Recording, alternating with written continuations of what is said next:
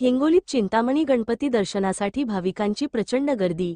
हिंगोली शहरातील प्रसिद्ध विघ्नहर्ता चिंतामणी गणपतीचे आज अनंत चतुर्थी निमित्त दर्शन घेण्यासाठी भाविकांची प्रचंड गर्दी झाली।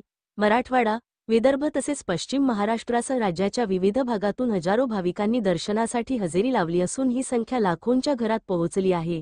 गणपतीला, मोदकाला पावणारा गणपती म्हणून विशेष ओळख असून भक्तांच्या श्रद्धास्थानी असलेल्या या देवतेच्या दर्शनासाठी भाविकांनी आंबेडकर चौकापर्यंत लांबच लांब रांगा लावल्या होत्या। भाविकांची सोय व्हावी म्हणून मंदिर समिती व प्रशासनाने योग्य ती व्यवस्था केली आहे। दरम्यान वाढत्या गर्दीचा विचार करून पोलीस प्रशासनाने मंदिर परिसरात मोठा बंदोबस्त तैनात केला आहे। भाविकांमध्ये मोठा उत्साह दिसून येत असून गणपती बाप्पा मोरयाच्या जयघोषाने परिसर दुमदुमून गेला आहे। हिंगोली लाईव्हसाठी चंद्रकांत वैद्य।